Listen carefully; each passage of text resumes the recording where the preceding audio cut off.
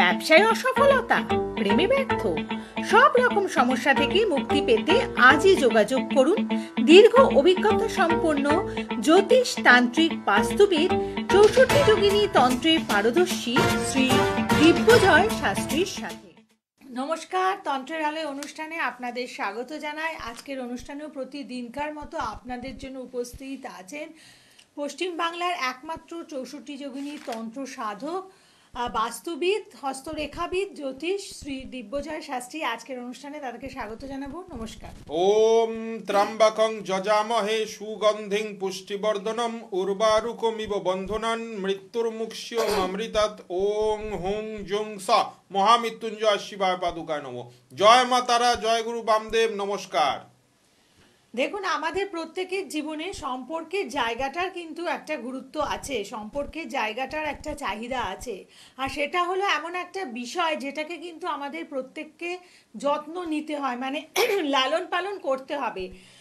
সম্পর্ক আছে সেখানে শুধুমাত্র তার মধ্যে আর কোনো জাস্ট একটা সম্পর্ক তৈরি হয়েছে, কিন্তু তারপরে আর কোনো কিছু নেই সেটার মধ্যে, তাহলে কিন্তু সেই সম্পর্ক টেকে না।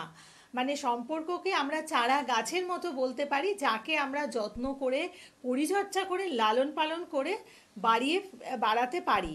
এবং ঠিক সেইভাবেই আমাদের প্রেমের সম্পর্কের ক্ষেত্র, যেখানে পারস্পরিক ভালোবাসার মধ্যে দুজনেরই কিন্তু ইনভলভমেন্ট দরকার আছে। তো সেই ক্ষেত্রে আমরা দেখি এমন অনেকেই রয়েছেন যারা বলেন, আমাদের কাছে ফোনও করেন বা চার্ট দেখলে দেখা যায় যে যাদের জীবনে প্রেম টেকে না, মানে তারা জীবনে বারে বারে প্রেমে পড়েন এবং সেখানে সে কন্টিনিউ হয় না, সেটা আবার ছেদও হয়ে যায়। তো এইগুলো কাদের ক্ষেত্রে হয়? হ্যাঁ, দেখো, প্রেম আমাদের জীবনে কিন্তু প্রচুর সুখ শান্তি এনে দিতে পারে যদি প্রেমটা দুতরফা হয়। এবার ধরো একতরফা প্রেমে কিন্তু সেখানে অশান্তি, দুঃখ, কষ্ট, লাঞ্ছনা, এমনকি বেদনা এতটাই বেড়ে যায় যে মানুষ কিন্তু আত্মহত্যার পথেও চলে যায়। তো এই যে প্রেম, এটা কিন্তু দুতরফা হলেই প্রথমেই আমি বলবো যে সেটা একটা স্বাভাবিক সুস্থ প্রেম বলে আমরা ধরবো।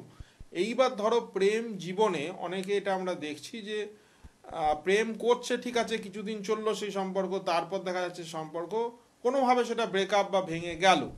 তারপর দেখা যাচ্ছে সে আবার আরেকজনের সাথে সঙ্গে সঙ্গে, মানে আজকে ব্রেকআপ হচ্ছে, কালকে বা পরশু হয়তো তার জীবনে আরেকজন কেউ এসে যাচ্ছে। মানে জিনিসটা এরকম দাঁড়াচ্ছে কি, মানে জামা কাপড় যেরকম আমরা পাল্টে নিচ্ছি, সেরকম হয়তো তার পার্টনার ওরকম ভাবে চেঞ্জ হয়ে যাচ্ছে।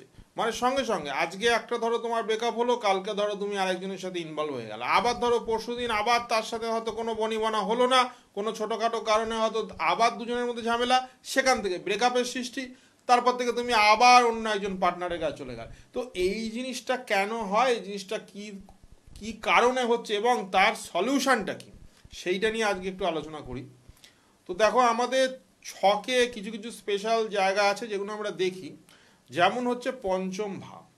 এই পঞ্চম ভাব একটা এমনই ভাব যেটা তোমাদের ব্রেন, বা যেটা একটা মানুষের ব্রেনটাকে কন্ট্রোল করছে, মানুষের মনটাকে কিছুটা হলেও কন্ট্রোল করছে, এবং তার সাথে চতুর্থ ভাবেরও একটা ইনভলভমেন্ট আছে। তো এই পঞ্চম ভাব হচ্ছে আমাদের এই কারোর দিকে অ্যাট্রাকশন করে দেওয়া, বা কারোর দিকে আমরা বেশি ঝুঁকে যাচ্ছি, বা কেউ আমাদের দিকে অ্যাট্রাকশন হচ্ছে, এইটা কিন্তু পঞ্চম ভাবের এখানে একটা কারকতা রয়েছে। তাহলে পঞ্চম ভাবটা কিন্তু আমাদের খুব ভালোভাবে বিচার করতে হবে এই সব বিষয়গুলো মানে জানতে, বা এইসব বিষয়গুলোর ভেতরে ঢোকার জন্যে, যে পঞ্চম ভাবটা সেই জাতক বা জাতিকার কি অবস্থানে আছে।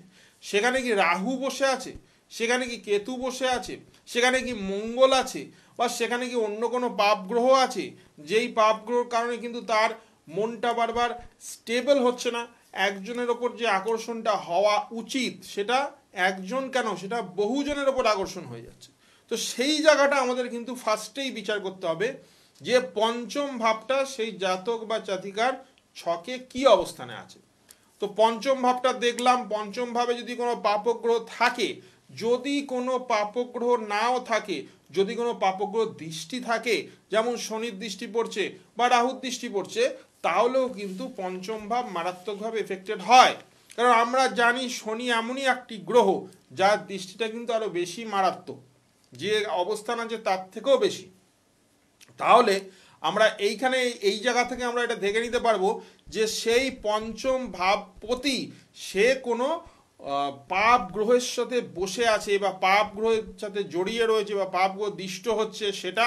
2 নম্বর হচ্ছে সেই পঞ্চম ভাবে কোনো পাপ গ্রহ অবস্থান করছে কিনা বা কোনো পাপ গ্রহের দৃষ্টি আছে কিনা। এবার পাপ গ্রহের মধ্যে আমি উল্লেখযোগ্য বলবো রাহু কেতু শনি। এই রাহু কেতু শনি বিশেষ করে যদি পঞ্চম ভাবে থাকে অথবা পঞ্চমপতি যদি রাহু কেতু শনি নক্ষত্রযুক্ত হয় তাহলে কিন্তু সেই ক্ষেত্রে আমরা দেখেছি একাধিকবার কিন্তু সেই জাতক বা জাতিকার জীবনে প্রেম কিন্তু হবে, আর সেই প্রেম কিন্তু দীর্ঘস্থায়ী হবে না। সেই প্রেম কিছুদিন চলার পর আবার কিন্তু সেটা কেটে যাবে, কেটে গিয়ে কিন্তু সে কিছুদিন হয়তো একটু আলাদা থাকলো, একটু মানে দুঃখ পেলো, না হয় একটু কষ্ট পেলো, কিন্তু হঠাৎ করে আবার দেখবো জীবনে আরেকজন এসে যাচ্ছে, তখন আরেকজন আবার সেই জায়গাটা নিয়ে আবার তার সাথে সেই রিলেশন বা সেই প্রেম চলছে। কিন্তু সেটাও যে অনেক দিন চলবে সেটাও কিন্তু দেখা যাচ্ছে না। সেই সেকেন্ড টাইম যেটা রিলেশন তৈরি হচ্ছে, সেকেন্ড টাইম যেটা সম্পর্ক হচ্ছে, সেটাও কিন্তু একটা না একটা জায়গায় গিয়ে সেটাও কিন্তু কেটে যাবে। তাহলে এই যে কেটে যাওয়া হওয়া এখানে কিন্তু পঞ্চম ভাবের একটা মারাত্মক কারকতা রয়েছে। এর সাথে সাথে আমাদের যেটা দেখতে হবে সেটা হচ্ছে সপ্তম ভাব। সপ্তম ভাবেও কিন্তু যদি রাহু বসে থাকে বিশেষ করে, তাহলে কিন্তু দেখা যাচ্ছে যে একাধিক রিলেশনে সে জড়িয়ে পড়তে পারে, আর সে কোনো রিলেশনের দিক দিয়ে কিন্তু পুরোপুরি স্যাটিসফাইড হবে না। তখনই সে কি করবে, কোনো না কোনো কারণে কোনো না কোনো ছুতোয় সে কিন্তু একাধিক রিলেশনে কিন্তু সে জড়িয়ে যাবে, কারণ তার পার্টনারের কাছ থেকে সেই রকম সে মানে সে যে জিনিসটা এক্সপেক্ট করছে সেই জিনিসটা কিন্তু তার পার্টনারের কাছ থেকে পাচ্ছে না। সে কিন্তু ওই জন্যে তাকে বারবার পার্টনারটাকে চেঞ্জ করে নিতে হবে। তো এই যে চেঞ্জ করে নেওয়ার টেন্ডেন্সি, এই যে বারবার প্রবণতা, এইটা কিন্তু সেই সব জাতক বা জাতিকাদের বিশেষ করে দেখা যাবে যাদের ওই রাহু পঞ্চম ভাবে বা রাহু সপ্তম ভাবে বসে আছে, বা পঞ্চমপতি কোনোভাবে রাহুর নক্ষত্র বা রাহু দিষ্ট হয়ে আছে। সেরকমভাবেই সপ্তমপতি যদি রাহু দিষ্ট বা রাহুর নক্ষত্রে থাকে তাহলেও কিন্তু সেই একই রকম ফলাফল আমরা এখানে দেখতে পাবো। এবং তার সাথে আরেকটা জিনিস আমাদের অবশ্যই দেখে নিতে হবে যে পঞ্চম আর সপ্তমপতি কোনোভাবে দুস্থানপতির সাথে কানেকশন করে দেয়নি তো, এই জায়গাটাও কিন্তু দেখে নিতে হবে। কারণ এই জায়গা থেকেও কিন্তু রিলেশনের মধ্যে ঝুট ঝামেলা বিবাদ আর্গুমেন্ট মারামারি কাটাকাটি এটাও কিন্তু ওখান থেকে তৈরি হচ্ছে। যে মানুষটার সাথে এত বছর একসাথে ছিল সেই মানুষটা এখন এত চোখের বিষ হয়ে গেছে যে পারলে তাকে হয়তো 2-4 ঘা মেরেই দেয়। তো সেই জায়গাটা কি করে তৈরি হচ্ছে, একটা রিলেশন যেখানে মধুর হওয়া উচিত সেইখানে কি করে বিষ তৈরি হচ্ছে, সেইটা কিন্তু ওই পঞ্চম আর সপ্তম ভাবে এই যে কারকতাগুলো যেগুলো আমি বললাম এইটার ওপর বিচার করে কিন্তু, আর তার সাথে কিন্তু ওই দুস্থানপতির যে কানেকশন এইটাও কিন্তু বিচার করে আমরা এই জায়গায় আসতে পারবো যে না এই রিলেশনটা বেশি দিন চলবে কি চলবে না।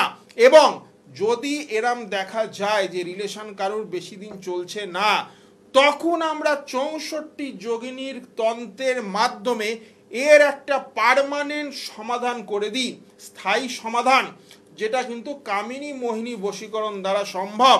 আর সেটা একমাত্র এই 64 যোগিনীর তন্ত্রেই করা যায়। আর এটি করতে গেলে কিন্তু যে কোনো জায়গা করলে হবে না, কারণ আমি বারবার বলেছি স্থান কাল পাত্রের কিন্তু একটা বড় গুরুত্ব ভূমিকা আছে। সেই গুরুত্বপূর্ণ ভূমিকা যদি আমরা দেখে করতে পারি, কোন দিন কোন স্থান কোন লগ্নে বসে কাজটা হবে সেই অনুযায়ী যদি কাজটা করতে পারি, যেমন আগামী অমাবস্যায় আমি তারাপীঠ যাচ্ছি, সেখানে বসে আমি 64 যোগিনীর তন্ত্র কিন্তু অ্যাপ্লাই করব। এটা প্রেম শুধু না, প্রেম সমস্যা যাদের আছে তাদের তো জন্য এটা প্রচণ্ড কার্যকরী। এবং যারা যাদেরকে ছেড়ে চলে গেছে, অনেক দিন ধরে টাচে নেই, অনেক দিন ধরে কন্ট্যাক্টে নেই, কিন্তু সে কোনোভাবে তার পার্টনারকে ভুলতে পারছে না, সেই জায়গায় দাঁড়িয়েও কিন্তু 64 যোগিনী অ্যাপ্লাই করে সেই মানুষটিকে কিন্তু আবার তার জীবনে ফিরিয়ে আনা সম্ভব। এটি বহু প্রমাণিত, আর এটি আমি আগেও বহুবার করে দেখেছি। কাজী 64 যোগিনী যদি আমরা অ্যাপ্লাই করতে পারি তাহলে কিন্তু এই প্রেমের যেই বারবার এই সমস্যাগুলি হচ্ছে, যে বারবার প্রেম কেটে যাচ্ছে, বারবার ব্রেকআপ হয়ে যাচ্ছে, আবার নতুন করে রিলেশনে চলে যাচ্ছে, কিন্তু সে জানছে না যে রিলেশনটা কতদিন চলবে, আবার সেই একই জিনিস রিপিট হচ্ছে। কাজে এই সব জাতক বা জাতিকাদের ক্ষেত্রে এই 64 যোগিনীর ক্রিয়া হচ্ছে অব্যর্থ ক্রিয়া, যেটি আমি সামনের অমাবস্যায় করতে চলেছি তারাপীঠ মহাশ্মশানে। তো যারা যারা এই ধরনের সমস্যায় আছে তারা যদি প্রয়োজন মনে করে একবার এই জিনিস, এই ক্রিয়াটি তারা অ্যাপ্লাই করে দেখতে পারে, তারা কিন্তু 100% ফল পাবেই। কারণ আমরা জানি 64 যোগিনী মানেই হচ্ছে পূর্ণ ফল প্রাপ্তি। একদম তাই। আপনার সমস্যার ক্ষেত্রে একেবারে গ্যারেন্টি দিয়ে কাজ করে থাকেন শ্রী দিব্যজয় শাস্ত্রী। আপনারা কিন্তু এখানে মানে অনন্তকাল ধরে আপনাদের কাজ করে যেতে হবে না। হয়তো আপনারা বিভিন্ন জায়গায় যান যেখানে বলে যে ধরুন একবার আপনি কাজ করালেন, সেখানে সাকসেস হলো না, আরেকবার ট্রাই করতে বলেন। এরকম করে হয়তো বছরের পর বছর আপনি সেখানে ফলাফল পাচ্ছেন না, কিন্তু আপনি সেখানে যাচ্ছেন। তো তাদেরকে বলবো আপনারা অবশ্যই শক্তিশালী তন্ত্রক্রিয়ার প্রয়োগ করুন। এমন মানুষকে আপনারা বেছে নিন যিনি এই সাধনার সাথে যুক্ত রয়েছেন, যিনি জানেন, যার কাছে চাকচিক্যটাই বড় নয়, মানে সাধনার জায়গাটা যার কাছে যিনি রপ্ত করতে পেরেছেন, সেই রকম একজন ব্যক্তিত্বকে অবশ্যই আপনারা বেছে নেবেন। তাহলে কিন্তু আপনাদের যে মনোনীত জায়গা বা যেই সমস্যাটা রয়েছে সেই সমস্যার জায়গা থেকে আপনারা কাজ করতে পারবেন। এবং তাই শ্রী দিব্যজয় শাস্ত্রীর কাছে পৌঁছতে হলে অবশ্যই আপনাদের ফোন নাম্বারে আগে থেকে ফোন করে বুকিং করতে হবে, তারপরে বিভিন্ন চেম্বারে আপনারা আসতে পারেন। আর দূরের বন্ধু যারা রয়েছেন আপনারা অনলাইন কনসালটেন্সি করুন। বুকিং নাম্বারে আপনারা ফোন করে অনলাইন কনসালটেন্সি করুন, 6292235677 এই নাম্বারটি রয়েছে। আর তাছাড়াও চেম্বার পাচ্ছেন আপনারা হাতিবাগানে, গড়িয়াহাটে, তারাপীঠে, বর্ধমান, শিলিগুড়ি। তো বিভিন্ন জায়গায় চেম্বার রয়েছে।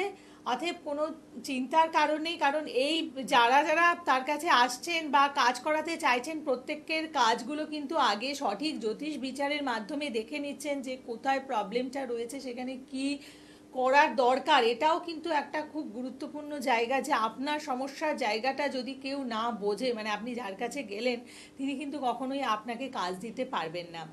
শ্রী দিব্যজয় শাস্ত্রী আমাদের জ্যোতিষশাস্ত্র এবং তন্ত্রশাস্ত্র দুই জায়গা থেকেই পারদর্শী, কারণ জ্যোতিষটাকেও তিনি জানেন এবং 64 যোগিনী তন্ত্রক্রিয়ার মাধ্যমে আপনাদের অব্যর্থ কাজ করে দেন।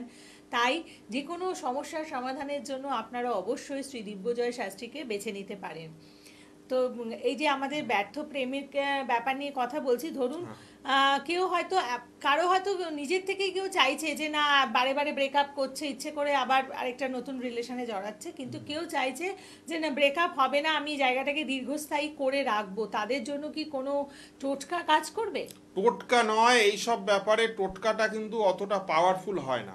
এই সব ব্যাপারে তুমি যদি এরকম চাও যে কোনো রিলেশন চিরকাল থাকবে, চিরকাল থাকো কিছুই থাকে না, মোটামুটি একটা মানে জন্ম থেকে মৃত্যু অব্দি তো এরকম কিছু কনস্ট্যান্ট হয় না, কিন্তু তোমার এই রিলেশনটা চলবে তোমার জীবনে, এটা একটা লাইফ লং রিলেশন থাকবে, সেইটা যদি চাও যে না তোমার প্রেমিক বা প্রেমিকা তোমাকে ছেড়ে আর যাবে না, সে তোমার সাথেই থাকবে একদম সে জীবনের শেষ দিন অবধি, তাহলে কিন্তু তোমাদের 64 যোগিনী তন্ত্রে একটি বন্ধন ক্রিয়া তোমরা করে নিতে পারো। কারণ বন্ধন ক্রিয়া যেখানেই আমি করে দিই সেখানে কিন্তু আমি দেখেছি সে বছরের পর বছর কিন্তু রিলেশনটা টিকে যায়। হয়তো ঘটি বাটি থাকলে একটু ঠোকাঠুকি লাগতেই পারে সংসারে, সেটা দেখো নর্মাল ব্যাপার, তার মানে এই না যে আজকের জীবনে যেটা হচ্ছে যে আজকে একটু ঝামেলা হলো, কালকে একজন ডিভোর্স ফাইল করে দিল, সে বললো যে না আমি আর তোমার সাথে থাকতে পারবো না, বলে বাপের বাড়ি চলে গেল মেয়েটা, সেই জায়গাটা যেন না তৈরি হয়। তোমাদের রিলেশনে যেন চিরকাল যেরমভাবে আছে সেরমভাবেই চলতে পারে দীর্ঘস্থায়ী, তাহলে সেই জায়গা দাঁড়িয়ে তুমি 64 যোগিনীর তন্ত্রে কিন্তু বন্ধন ক্রিয়াটা তোমরা দিয়ে নিতে পারো। এই বন্ধন ক্রিয়া যদি একবার করে দেওয়া যায় তাহলে কিন্তু এটা মোটামুটি তোমাদের একটা পার্মানেন্ট বা তোমাদের একটা চিরস্থায়ী, যেটা রিলেশনটা স্থায়ীভাবে অনেক দিন এটা চলবে। একদম। আজকের পর্ব এতটুকুই, প্রত্যেকে ভালো থাকুন, নমস্কার। যোগিনীর শক্তি, পূর্ণফল প্রাপ্তি, নমস্কার, জয় মা তারা, জয় গুরু বামদেব।